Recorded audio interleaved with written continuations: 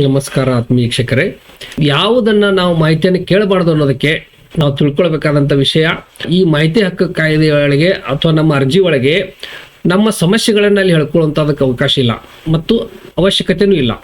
ನಮಗೆ ಏನು ಸಮಸ್ಯೆ ಆಗಿದೆ ಅನ್ನೋದನ್ನು ನಾವು ಹೇಳೋದಕ್ಕೆ ಬೇರೆ ಒಂದು ವೇದಿಕೆ, ಬೇರೆ ಒಂದು ವ್ಯವಸ್ಥೆ ಇದೆ. ಆದರೆ ಇಲ್ಲಿ ಮಾಹಿತಿಯನ್ನು ಕೇಳೋದಕ್ಕೆ ಮಾತ್ರ ಈ ಕಾಯ್ದೆಯನ್ನು ಉಪಯೋಗಿಸಬೇಕು. ಅದಕ್ಕಾಗಿ ಈ ಥರ ನಂಗೆ ಸಮಸ್ಯೆ ಆಗಿದೆ, ಅದಕ್ಕೆ ಈ ಮಾಹಿತಿ ಕೇಳ್ತಾ ಇದ್ದೇನೆ ಅಂತ ಹೇಳೋ ಅವಶ್ಯ ಇಲ್ಲ. ನೇರವಾಗಿ ಏನು ಬೇಕು ಅದನ್ನಷ್ಟೇ ಕೇಳಬೇಕು. ಮತ್ತು ಯಾವ ಮಾಹಿತಿ ಅಥವಾ ದಾಖಲೆಯನ್ನು ಪಡೆಯಲು ಬಯಸುತ್ತಾರೆ ಅನ್ನೋದನ್ನು ಸ್ಪಷ್ಟವಾಗಿ ಅದರೊಳಗೆ ನಮೂದಿಸಬೇಕಾಗ್ತದೆ. ಅದು ಅಸ್ಪಷ್ಟವಾಗಿರಬಾರ್ದು ಅಥವಾ ಜನರಲ್ ಆಗಿ ಪ್ರಶ್ನೆಯನ್ನು ಕೇಳಬಾರ್ದು. ಅದಕ್ಕೆ ಉದಾಹರಣೆಗೆ ಹೇಳ್ಬೇಕಂತಂದ್ರೆ, ನನ್ನ ಪ್ರದೇಶವನ್ನು ಏಕೆ ಸ್ವಚ್ಛಗೊಳಿಸಿಲ್ಲ ಅಂತ ಕೇಳೋ ಬದಲು ಈ ಪ್ರದೇಶದ ಸ್ವಚ್ಛಗೊಳಿಸುವಿಕೆಯ ವೇಳಾಪಟ್ಟಿಯನ್ನು ಕೊಡಿ ಅಂತ ಕೇಳಬೇಕು. ಅಂದಾಗ ಅವರದಲ್ಲಿರೋ ವೇಳಾಪಟ್ಟಿ ಇರ್ತದೆ, ಶೆಡ್ಯೂಲ್ ಇರ್ತದೆ, ಅದನ್ನು ಕೊಡ್ತಾರೆ. ಮತ್ತು ಅದೇ ರೀತಿ ನೀರು ಯಾವಾಗ ಸಪ್ಲೈ ಆಗ್ತದೆ ಅಂತ ಕೇಳೋಕ್ಕಿಂತ ನೀರು ಸಪ್ಲೈ ಮಾಡುವಂಥ ಸ್ಕೀಮ್ ಏನಿದೆ ಆ ಸ್ಕೀಮಿನ ಬಗ್ಗೆ ಇರುವಂಥ ದಾಖಲಾತಿಗಳನ್ನು ಕೊಡಿ ಅಂತ ಕೇಳಬೇಕು. ಸೊ ಈ ರೀತಿ ಅಸ್ಪಷ್ಟವಾದಂಥ ಪ್ರಶ್ನೆಯನ್ನು ಮಾಡೋಕ್ಕೆ ಅವಕಾಶ ಇಲ್ಲ. ಅಥವಾ ನಿಮ್ಮ ಅಭಿಪ್ರಾಯ ಏನಂತೇಳಿ ಈ ಥರ ಪ್ರಶ್ನೆ ಮಾಡೋಕ್ಕೆ ಬರುವುದಿಲ್ಲ. ಆ ಇಲಾಖೆಯಲ್ಲಿ ಸಂಗ್ರಹಿಸಿರುವಂಥ, ದಾಖಲಿಸಿರುವಂಥ ಮತ್ತು ದಾಖಲಾತಿ ಕೊಠಡಿಯಲ್ಲಿರುವಂತಹ ಮಾಹಿತಿಯನ್ನು ಕೇಳಬೇಕಾಗ್ತದೆ. ಮತ್ತು ಈ ಕಾಯ್ದೆಯ ಕಲಂ 8ರಲ್ಲಿ ಮಾಹಿತಿಯನ್ನು ಬಹಿರಂಗಪಡಿಸುವುದರಿಂದ ವಿನಾಯಿತಿ ಇದೆ. ಕೆಲವೊಂದು ವಿಷಯಗಳನ್ನು ಈ ಒಂದು ಸರ್ಕಾರಿ ಅಧಿಕಾರಿಗಳು, ಇಲಾಖೆಗಳು ಬಹಿರಂಗಪಡಿಸಕ್ಕೆ ಏನು ಬರುವುದಿಲ್ಲ. ಅದಕ್ಕೆ ಅವರು ಅದರಿಂದ ವಿನಾಯಿತಿ ಹೊಂದಿದ್ದಾರೆ. ಯಾವುದನ್ನ ನಾವು ಕೇಳಕ್ ಬರುವುದಿಲ್ಲ ಅಥವಾ ಅವ್ರಿಗೆ ಕೊಡಕ್ ಬರುಲ್ಲ ಅಂತಂದ್ರೆ, ಯಾವ ಮಾಹಿತಿಯನ್ನು ಬಹಿರಂಗಪಡಿಸುವುದರಿಂದ ಭಾರತದ ಸಾರ್ವಭೌಮತ್ವ ಮತ್ತು ಏಕತೆ, ರಾಷ್ಟ್ರದ ಭದ್ರತೆ, ಕಾರ್ಯತಂತ್ರ, ರಾಜ್ಯದ ವೈಜ್ಞಾನಿಕ ಅಥವಾ ಆರ್ಥಿಕ ಹಿತಾಸಕ್ತಿಗಳು ಒಳಗೊಂಡಿರ್ತವೆ ಅಂತ ವಿಷಯಗಳು, ವಿದೇಶದೊಂದಿಗೆ ಸಂಬಂಧ, ಇವುಗಳ ಮೇಲೆ ಪ್ರತಿಕೂಲ ಪರಿಣಾಮವನ್ನು ಉಂಟು ಮಾಡುತ್ತದೆಯೋ ಅಂಥದ್ದು, ಅಥವಾ ಒಂದು ಅಪರಾಧಕ್ಕೆ ಪ್ರೇರಣೆ ನೀಡುತ್ತಿದೆ ಅಂತ ಮಾಹಿತಿಯನ್ನ ಕೇಳಕ್ ಬರುವುದಿಲ್ಲ. ಯಾಕಂದ್ರೆ ಇದರಲ್ಲಿ ದೇಶದ ಹಿತಾಸಕ್ತಿ ಒಳಗೊಂಡಿರ್ತದೆ, ಸಾರ್ವಜನಿಕ ಹಿತಾಸಕ್ತಿ ಒಳಗೊಂಡಿರ್ತದೆ, ಅಂತ ಮಾಹಿತಿಯನ್ನ ಅವರು ಕೊಡಕ್ ಬರುವುದಿಲ್ಲ. ಮತ್ತು ಅದೇ ರೀತಿ ಯಾವುದೇ ನ್ಯಾಯಾಲಯ ಅಥವಾ ನ್ಯಾಯಾಧಿಕರಣವು ಯಾವ ಮಾಹಿತಿ ಪ್ರಕಟಣೆಯನ್ನು ಸ್ಪಷ್ಟವಾಗಿ ನಿಷೇಧಿಸಿದೆಯೋ ಅಥವಾ ಯಾವ ಮಾಹಿತಿಯನ್ನು ಬಹಿರಂಗಪಡಿಸುವುದರಿಂದ ನ್ಯಾಯಾಲಯ ನಿಂದನೆಯಾಗುತ್ತದೆಯೋ ಅಂತ ಮಾಹಿತಿಯನ್ನ ಕೊಡಕ್ ಬರುವುದಿಲ್ಲ. ಯಾಕಂದ್ರೆ ನ್ಯಾಯಾಲಯದ ಆದೇಶ ಪ್ರಕಾರ ನೋಡ್ಕೋಬೇಕಾಗ್ತದೆ. ಯಾವುದೋ ಮಾಹಿತಿ ಕೊಡಬಾರ್ದಂತ ನ್ಯಾಯಾಲಯ ನಿಷೇಧ ಹೇರಿದ್ರೆ ಅಂತ ಮಾಹಿತಿಯನ್ನು ಕೊಡಕ್ ಬರುವುದಿಲ್ಲ. ಮತ್ತು ಯಾವುದೋ ಮಾಹಿತಿಯನ್ನ ಕೊಟ್ಟರೆ ಅಲ್ಲಿ ನ್ಯಾಯಾಂಗ ನಿಂದನೆಯಾಗುವಂತ ಸಾಧ್ಯತೆ ಇದ್ರೆ ಅಂತ ಮಾಹಿತಿಯನ್ನು ಅವ್ರು ಕೊಡಕ್ ಬರುವುದಿಲ್ಲ. ಮತ್ತು ಯಾವ ಮಾಹಿತಿಯನ್ನು ಬಹಿರಂಗಪಡಿಸುವುದರಿಂದ ಸಂಸತ್ತು ಅಥವಾ ರಾಜ್ಯ ವಿಧಾನ ಮಂಡಲದ ಹಕ್ಕುಚ್ಯುತಿ ಉಂಟಾಗುತ್ತದೆ ಅಂತ ಮಾಹಿತಿಯನ್ನ, ಅಂದ್ರೆ ಈಗಾಗಲೇ ಕೆಲವೊಂದು ಘಟನೆಗಳಾಗಿದ್ದಾವೆ ತಮಗೆ ಗೊತ್ತಿದೆ. ಸೊ ಆ ರೀತಿ ವೈಯಕ್ತಿಕವಾದಂತ ಅಥವಾ ಇಲ್ಲಿ ಸಂಸತ್ತು, ವಿಧಾನ ಮಂಡಲದ, ವಿಧಾನ ಪರಿಷತ್ತು, ಇವುಗಳ ಕೆಲವೊಂದು ವಿಷಯಗಳನ್ನ ನಾವು ಕೇಳಕ್ ಬರುವುದಿಲ್ಲ. ಸಂಸತ್ತು, ರಾಜ್ಯ ವಿಧಾನ ಪರಿಷತ್ತು, ಮಂಡಲ ಇವುಗಳ ಹಕ್ಕುಚ್ಯುತಿ ಉಂಟಾಗುವಂತ ಸಾಧ್ಯತೆ ಇರ್ತದೆ. ಅದಕ್ಕೆ ಅಂತ ಮಾಹಿತಿಯನ್ನ ಕೇಳಕ್ ಬರಲ್ಲ, ಅವರು ಕೊಡಕ್ ಬರುವುದಿಲ್ಲ. ಯಾವ ಮಾಹಿತಿಯನ್ನು ಬಹಿರಂಗಪಡಿಸುವುದರಿಂದ ಮೂರನೇ ಪಕ್ಷಗಾರನ ಸ್ಪರ್ಧಾತ್ಮಕತೆಗೆ ತೊಂದರೆ ಉಂಟಾಗುತ್ತದೆ, ಅಂದ್ರೆ ಮೂರನೇ ವ್ಯಕ್ತಿಗೆ, ಇವರು ಸಂಬಂಧ ಇಲ್ಲ, ಅರ್ಜಿ ಕೇಳುವ ವ್ಯಕ್ತಿ ಮತ್ತು ಮಾಹಿತಿ ಕೊಡಬೇಕಾದಂತ ಅಧಿಕಾರಿ ಅಥವಾ ಇಲಾಖೆ, ಅವರನ್ನು ಹೊರತುಪಡಿಸಿ ಬೇರೆಯವರು ಮೂರನೇ ವ್ಯಕ್ತಿ ಅಂತ ಆಗ್ತಾರೆ. ಆ ಮೂರನೇ ವ್ಯಕ್ತಿಯ ಒಂದು ಸ್ಪರ್ಧಾತ್ಮಕತೆ ಅಂದ್ರೆ ಅವನ ಕಾಂಪಿಟೇಟಿವ್ನೆಸ್ನಿಗೆ ಅಥವಾ ಅವನ ಕಾಂಪಿಟೇಷನ್ಗೆ ತೊಂದರೆ ಆಗುತ್ತದೆ ಅಂತ ವಾಣಿಜ್ಯ ರಹಸ್ಯ ಮತ್ತು ವ್ಯಾಪಾರದ ಗೌಪ್ಯತೆಗಳು ಅಥವಾ ಬೌದ್ಧಿಕ ಆಸ್ತಿಯನ್ನು ಒಳಗೊಂಡಂತ ಮಾಹಿತಿ, ಅಂದ್ರೆ ಬೇರೆ ಒಬ್ಬ ವ್ಯಾಪಾರಸ್ಥನ ಅಥವಾ ಕಂಪನಿಯ ವೈಯಕ್ತಿಕ ಮಾಹಿತಿಗಳನ್ನ, ಅವರಲ್ಲಿ ಆರ್ಥಿಕ ವ್ಯವಸ್ಥೆ ಇದೆ ಅಥವಾ ಅವ್ರದ್ದು ಎಕ್ಸ್ಪೆಂಡಿಚರ್ ಎಷ್ಟಿದೆ, ಅದರದ್ದು ಏನು ಮಾಹಿತಿ ಕೊಟ್ಟಿದ್ದಾರೆ ಅಂತೇಳಿ ನಾವು ಇನ್ನೊಬ್ಬರ ವೈಯಕ್ತಿಕ ವಿಷಯಗಳನ್ನ ಕೇಳೋದಕ್ಕೆ ಇಲ್ಲಿ ಪ್ರತಿಬಂಧ ಇದೆ. ಸೊ ಅದರಿಂದ ವಾಣಿಜ್ಯ ರಹಸ್ಯ, ವ್ಯಾಪಾರದ ಗೌಪ್ಯತೆಗಳು ಮತ್ತು ಅದೇ ರೀತಿ ಬೌದ್ಧಿಕ ಆಸ್ತಿ, ಇಂಟೆಲೆಕ್ಚುಯಲ್ ಪ್ರಾಪರ್ಟಿ ರೈಟ್ಸ್ ಅಂತ ಇರ್ತೇವೆ. ಸೊ ಅವುಗಳನ್ನ ಕೇಳಕ್ಕೆ ಅವಕಾಶ ಇಲ್ಲ. ಆದರೆ ಕೆಲವೊಂದು ಸಂದರ್ಭಗಳಲ್ಲಿ ಅದು ಸಾರ್ವಜನಿಕ ಹಿತಾಸಕ್ತಿ ಒಳಗೊಂಡಿದೆ ಅಂತೇಳಿ, ಅಂದ್ರೆ ಆ ಮಾಹಿತಿಯನ್ನ ಕೇಳದೇ ಇದ್ರೆ ಆ ಸಾರ್ವಜನಿಕ ಹಿತಾಸಕ್ತಿಯನ್ನು ಕಾಪಾಡಕ್ಕೆ ಸಾಧ್ಯ ಇಲ್ಲ. ಮತ್ತು ಸಾರ್ವಜನಿಕ ಹಿತದೃಷ್ಟಿಯಿಂದ ಅದನ್ನ ಮಾಹಿತಿ ಕೊಡೋದು ಅವಶ್ಯಕತೆ ಅಂತ ಕಂಡು ಬಂದ್ರೆ ಅಲ್ಲಿ ಅದನ್ನು ಸಹಿತ ಕೊಡಬಹುದು. ಅದರ್ವೈಸ್ ಇನ್ನೊಬ್ಬರ ವೈಯಕ್ತಿಕ ವಿಷಯಗಳನ್ನ, ಮೂರನೇ ವ್ಯಕ್ತಿಯ ವಿಷಯಗಳನ್ನ ಕೇಳಕ್ ಬರುವುದಿಲ್ಲ. ಮತ್ತು ಈ ಕುರಿತಾಗಿ ಮತ್ತಷ್ಟು ವಿವರವಾಗಿ ಹೇಳ್ತೀನಿ. ಮೂರನೇ ವ್ಯಕ್ತಿಯ ಮಾಹಿತಿ ಕುರಿತಾಗಿ ಏನು ಮಾಹಿತಿ ಕೇಳಬಹುದು, ಏನು ಕೇಳಕ್ ಬರುವುದಿಲ್ಲ ಅನ್ನೋದನ್ನ, ಅದನ್ನು ಕೊಡ್ಬೇಕಾದ್ರು ಯಾವ ರೀತಿ ಕೊಡ್ಬೇಕು ಅನ್ನೋದನ್ನ ಅದರೊಳಗೆ ವಿವರಿಸಿದ್ದಾರೆ.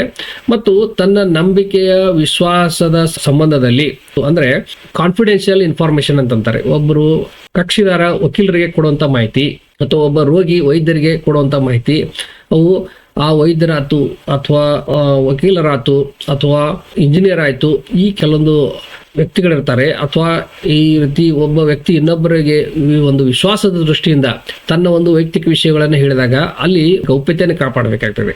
ಸೊ ಹಾಗಾಗಿ ಅಂತ ವೈಯಕ್ತಿಕ ವಿಷಯಗಳನ್ನ ಒಬ್ಬ ವ್ಯಕ್ತಿ ಇನ್ನೊಬ್ಬರಿಗೆ ಕೊಟ್ಟಂತ ಮಾಹಿತಿಯನ್ನ ಅಥವಾ ಸರ್ಕಾರಿ ಇಲಾಖೆಗೆ ಕೊಟ್ಟಂತ ಮಾಹಿತಿಯನ್ನ ಅಥವಾ ಇಲಾಖೆಯಲ್ಲಿ ಸಂಗ್ರಹಿತವಾದಂಥ ಮಾಹಿತಿಯನ್ನು ಪಡೆಯಕ್ಕೆ ಬರೋದಿಲ್ಲ.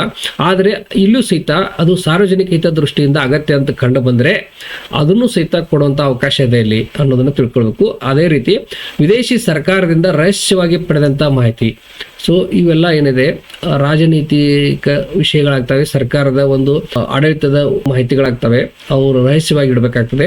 ಸೊ ಅಂಥ ಮಾಹಿತಿಗಳನ್ನು ಇಲ್ಲಿ ಕೊಡಕ್ಕೆ ಬರೋದಿಲ್ಲ. ಈಗ ಒಬ್ಬ ವ್ಯಕ್ತಿಯ ಕೆಲವೊಂದು ವಿಷಯಗಳನ್ನು ಹೇಳೋದ್ರಿಂದ ಆ ವ್ಯಕ್ತಿಗೆ ಜೀವಕ್ಕೆ ಹಾನಿ ಆಗುವಂಥದ್ದು ಅಥವಾ ದೈಹಿಕ ಸುರಕ್ಷತೆಗೆ ಅಪಾಯ ಉಂಟಾಗುವಂಥದ್ದು ಅಥವಾ ಕಾನೂನು ಜಾರಿ ಅಂದರೆ ಲಾ ಆ್ಯಂಡ್ ಆರ್ಡರ್ ಎನ್ಫೋರ್ಸ್ಮೆಂಟ್ಗೆ ಸಮಸ್ಯೆ ಆಗೋದ್ರಿಂದ ಕೆಲವೊಂದು ವಿಷಯವನ್ನು ಬಹಿರಂಗಪಡಿಸಿದರೆ ಅಲ್ಲಿ ಕೋಮು ಗಲಭೆ ಆಗುವ ಸಾಧ್ಯತೆ ಇರ್ತದೆ ಅಥವಾ ಏನು ದಂಗೆ ಹೇಳುವಂಥ ಸಾಧ್ಯತೆ ಇರ್ತದೆ. ಒಟ್ಟಾರೆಯಾಗಿ ಅಲ್ಲಿ ಲಾ ಆ್ಯಂಡ್ ಆರ್ಡರ್ ಪ್ರಾಬ್ಲಮ್ ಆಗೋ ಸಾಧ್ಯತೆ ಇರ್ತದೆ. ಅಂಥ ವಿಷಯಗಳನ್ನು ಅವರು ಮುಚ್ಚಿಡಬೇಕಾಗ್ತದೆ, ಬಚ್ಚಿಡಬೇಕಾಗ್ತದೆ. ಅದನ್ನು ಕೊಡಕ್ಕೆ ಬರೋದಿಲ್ಲ.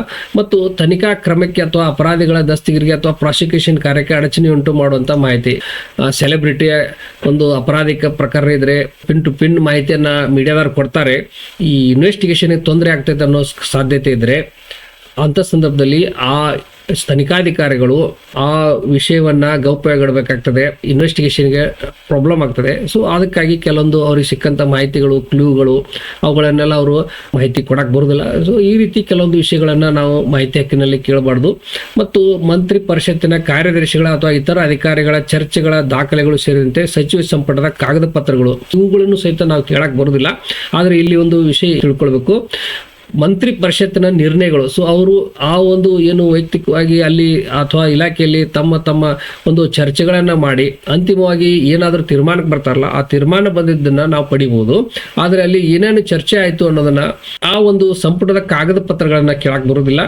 ಮತ್ತು ಆ ನಿರ್ಣಯಗಳಿಗೆ ಕಾರಣಗಳು ಮತ್ತು ತೆಗೆದುಕೊಂಡ ನಿರ್ಣಯಗಳಿಗೆ ಆಧರಿಸಿದ ವಿಷಯ ಸಾಮಗ್ರಿ ಇವುಗಳನ್ನು ನಿರ್ಣಯವನ್ನು ತೆಗೆದುಕೊಂಡು ಮತ್ತು ಆ ವಿಷಯ ಪೂರ್ಣಗೊಂಡ ಅಥವಾ ಮುಕ್ತಾಯಗೊಂಡ ತರುವಾಯ ಸಾರ್ವಜನಿಕರಿಗೆ ತಿಳಿಯುವಂತೆ ಮಾಡಬೇಕು. ಸೊ ಇದು ಕಡ್ಡಾಯವಾಗಿ ಇಲಾಖೆಗಳೇ ಸಾರ್ವಜನಿಕರಿಗೆ ಮಾಹಿತಿ ಕೊಡಬೇಕಾಗಿದೆ, ತಮ್ಮ ಸಂಪುಟದಲ್ಲಿ ಏನು ತೀರ್ಮಾನ ತೆಗೆದುಕೊಂಡ್ರು ಅಂತೇಳಿ. ಇನ್ನೂ ಇದರೊಳಗೆ ಕಾಯ್ದೆ ಒಳಗೆ ಕೊಟ್ಟಿದ್ದಾರೆ ಯಾವ ರೀತಿ ಪ್ರತಿಯೊಂದು ಇಲಾಖೆ ಯಾವ್ಯಾವ ಮಾಹಿತಿಗಳನ್ನು ಸಾರ್ವಜನಿಕರಿಗೆ ತಾವೇ ಸ್ವತಃ ಪ್ರಕಟಿಸಬೇಕು ಮತ್ತು ತಮ್ಮ ವೆಬ್ಸೈಟ್ನಲ್ಲಿ ಪ್ರಕಟಿಸಬೇಕು ಅನ್ನೋದನ್ನ ಕುರಿತಾಗಿನೂ ಈ ಕಾಯ್ದೆ ಸ್ಪಷ್ಟವಾಗಿ ಹೇಳ್ತದೆ. ಸೊ ಆ ವಿಷಯಗಳ ಕುರಿತಾಗಿ ನಾನು ಮುಂದೆ ಮತ್ತೊಮ್ಮೆ ಹೇಳ್ತೀನಿ. ಇನ್ನು ಯಾವುದನ್ನ ಕೊಡಕ್ಕೆ ಬರಲ್ಲ ಅಂದ್ರೆ ಯಾವುದೇ ಸಾರ್ವಜನಿಕ ಚಟುವಟಿಕೆ ಅಥವಾ ಹಿತಾಸಕ್ತಿಗೆ ಸಂಬಂಧಪಡುವುದಿಲ್ಲೋ ಮತ್ತು ಬಹುಸಂಖ್ಯೆಯ ಸಾರ್ವಜನಿಕರ ಹಿತದೃಷ್ಟಿಯಿಂದ ನ್ಯಾಯಸಮ್ಮತ ಎಂದು ಅನಿಸಲಿಲ್ಲ ಅಂದ್ರೆ ಮತ್ತು ಈಗಾಗಲೇ ಹೇಳಿದಂತೆ ವ್ಯಕ್ತಿಗತ ವಿಷಯದೊಳಗೆ ಹಸ್ತಕ್ಷೇಪ ಮಾಡಿದಂತ ಆಗ್ತದೆ, ಅಂಥ ವಿಷಯಗಳನ್ನ ಮಾಹಿತಿಯನ್ನ ಕೊಡಕ್ಕೆ ಬರುವುದಿಲ್ಲ ಅಂತ ಹೇಳ್ತಾರೆ. ಆದರೆ ಇಲ್ಲಿ ಮತ್ತೆ ಇನ್ನೊಂದು ವಿಷಯ ಹೇಳ್ತಾರೆ ಅಂತಂದ್ರೆ ಸರ್ಕಾರಿ ರಹಸ್ಯಗಳ ಅಧಿನಿಯಮ ಈ ಒಂದು ಕಾಯ್ದೆ ಇದೆ 1923 ಅಂತೇಳಿ. ಅದರಲ್ಲಿ ಏನೇ ಇದ್ದರೂ ಅಥವಾ ಒಂದನೇ ಉಪ ಪ್ರಕರಣದ ಅನುಸಾರವಾಗಿ ಅನುಮತಿಸಬಹುದಾದ ವಿನಾಯಿತಿಗಳೇನೇ ಇದ್ದರೂ ಬಹಿರಂಗಪಡಿಸುವುದರಿಂದ ಸಂರಕ್ಷಿತ ಹಿತಾಸಕ್ತಿಗಳಿಗೆ ಉಂಟಾಗುವ ಅಪಾಯಕ್ಕಿಂತ ಸಾರ್ವಜನಿಕ ಹಿತಾಸಕ್ತಿಯ ಪ್ರಮುಖವಾಗಿದ್ದರೆ, ಅಂದ್ರೆ ಇಲ್ಲಿ ತುಲನಾತ್ಮಕವಾಗಿ ಅಧ್ಯಯನ ಮಾಡಬೇಕಾಗ್ತದೆ. ಅವರು ವೈಯಕ್ತಿಕ ವಿಷಯಗಳ ಕುರಿತಾಗಿ ವ್ಯಕ್ತಿ ಹಿತಾಸಕ್ತಿಗೆ ಧಕ್ಕೆ ಆಗುವುದು ಒಂದು ಪ್ರಶ್ನೆ, ಆದರೆ ಇನ್ನೊಂದು ಆ ವಿಷಯವನ್ನ ಮಾಹಿತಿಯನ್ನು ಕೊಡಲಿಲ್ಲ ಅಂದರೆ ಸಾರ್ವಜನಿಕ ಹಿತಾಸಕ್ತಿಗೆ ಹಾನಿ ಆಗ್ತದೆ. ಅಂಥ ಸಂದರ್ಭದಲ್ಲಿ ಸಾರ್ವಜನಿಕ ಹಿತಾಸಕ್ತಿಯನ್ನು ಎತ್ತಿ ಹಿಡಿಬೇಕಾಗ್ತದೆ. ಸೊ ಇಲ್ಲಿ ಎರಡನ್ನೂ ಅಭ್ಯಾಸ ಮಾಡಬೇಕಾಗ್ತದೆ, ವ್ಯಕ್ತಿಯ ವೈಯಕ್ತಿಕ ಹಿತಾಸಕ್ತಿ ಮತ್ತು ಸಾರ್ವಜನಿಕ ಹಿತಾಸಕ್ತಿ.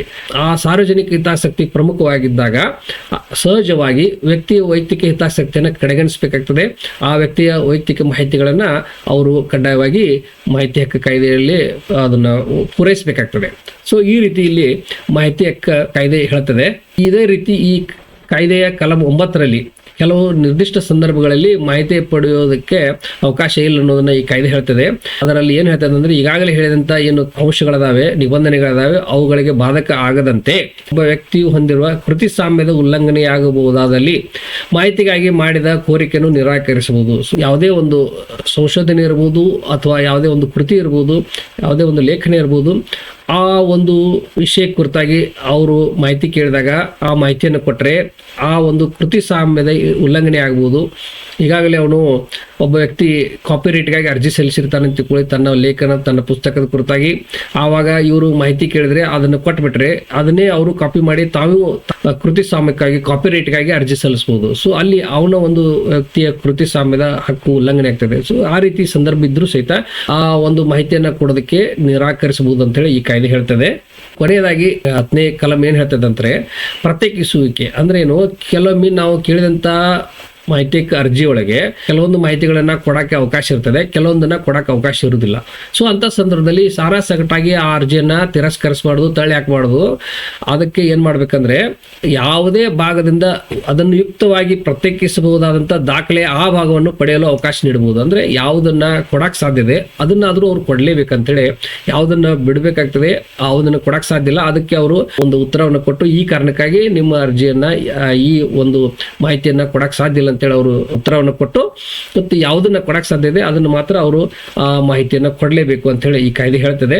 ಸೊ ಈ ರೀತಿ ಇಲ್ಲಿ ಯಾವ ಅದನ್ನ ಮಾಹಿತಿ ಹಕ್ಕಿನ ಕಾಯ್ದೆಯೊಳಗೆ ಕೇಳಬಹುದು ಅನ್ನೋದರ ಕುರಿತಾಗಿ ಒಂದಿಷ್ಟು ಸಂಕ್ಷಿಪ್ತ ಮಾಹಿತಿಯನ್ನು ಕೊಟ್ಟಿದ್ದೇನೆ. ಉಳಿದ ವಿಷಯಗಳನ್ನು ಮತ್ತೊಂದು ವಿಡಿಯೋದಲ್ಲಿ ತಿಳಿಸ್ತೇನೆ. ಧನ್ಯವಾದಗಳು.